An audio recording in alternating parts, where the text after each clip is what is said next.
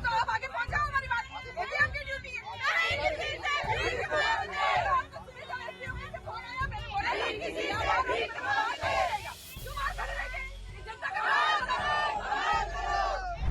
ये लड़की जो पुलिस से भिड़ रही है, ये तस्वीर उदयपुर से सामने आई है।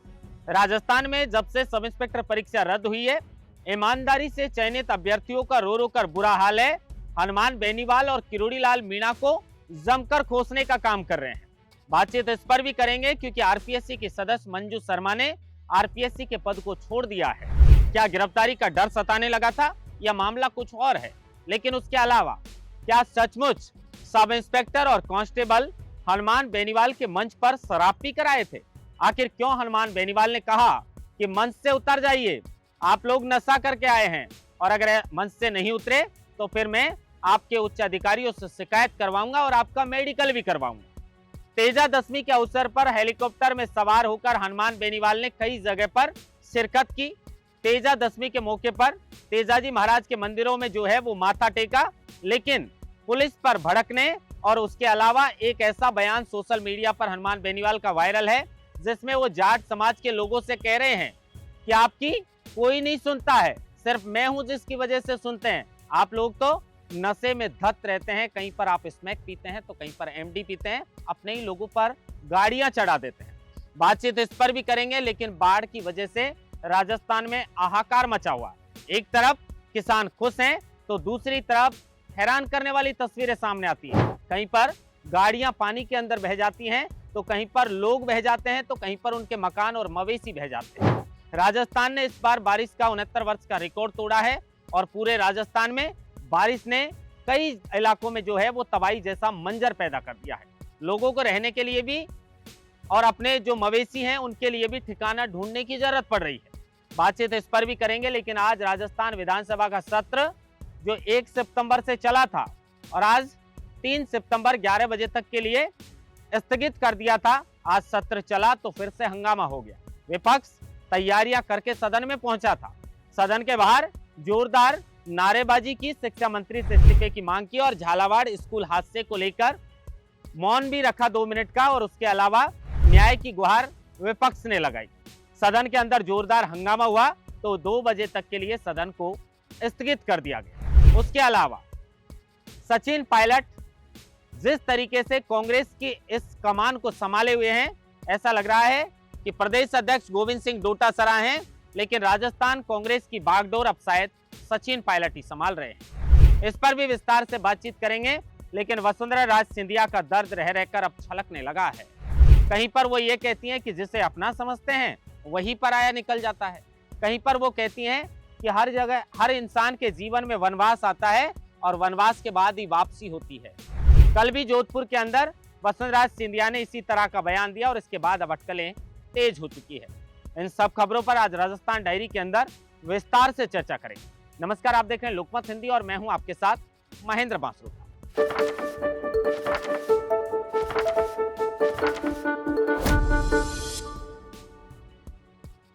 सबसे पहले ये तस्वीरें जो आप स्क्रीन पर देख रहे हैं, कहीं पर जो लड़कियां हैं और जो बच्चे हैं वो पुलिस से भिड़ते हुए नजर आ रहे हैं।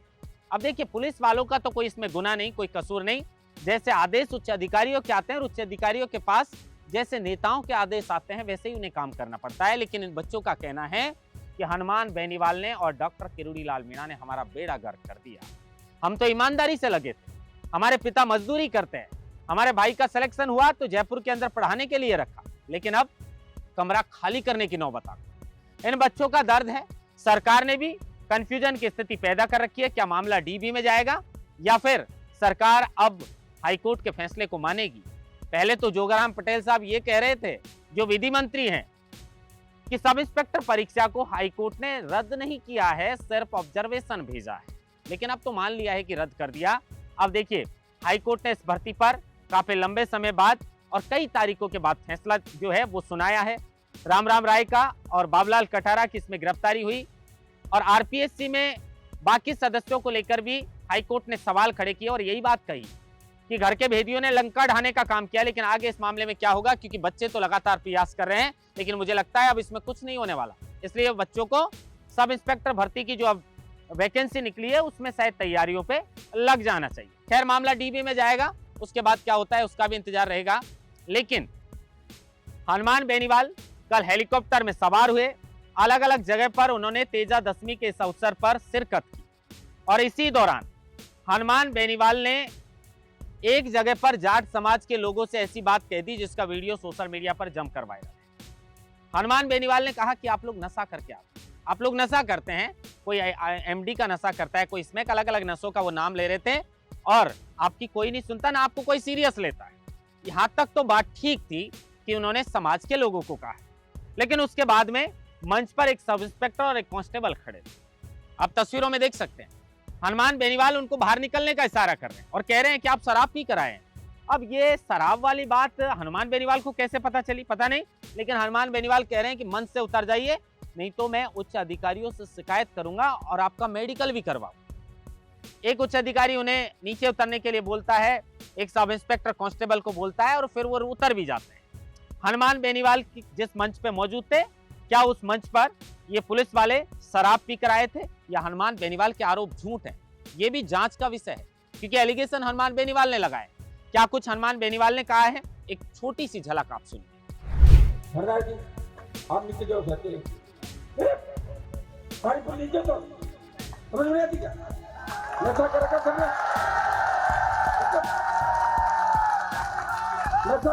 दिमाग खराब हो गया। चलो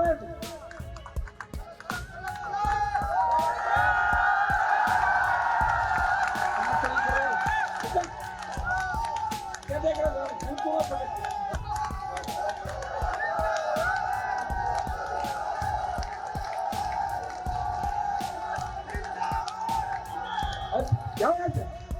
छोड़े मेरी बात, चलो नीचे आऊंगा, मेरा बकवास कर रहे हो, दिमाग खराब है क्या? सारे यादव कर लोगे यहाँ पे, आउट हो रहेगा दिमाग। कौन खड़ा है? दिमाग खराब है, मंच पे आ रहे हो, शर्म नहीं आती?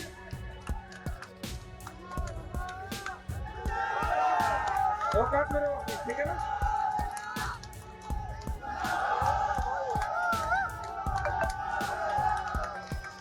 भाइयों, ये आधे पुलिस वाले दारू पी रहे हैं, सुनो मेरी बात। अब चुपचाप यहाँ से चला जाओ, मैं पटक के मेडिकल कराऊंगा, सबका समझ में आ गई ना? चलो अगले 5 मिनट बाद यहाँ से चले जाना। तो आपने सुना, हनुमान बेनीवाल साफ तौर पर शराब पीने के आरोप ड्यूटी पर तैनात पुलिस कर्मियों के ऊपर लगा रहे हैं। हनुमान बेनीवाल के पास कोई सबूत है तो देने चाहिए, उन्हें सेवा से बर्खास्त करना चाहिए, क्योंकि ड्यूटी पे तो कोई शराब पी नहीं सकता। खैर, इसके परे अब राजस्थान की विधानसभा पर लौटते हैं। मानसून का ये सत्र है।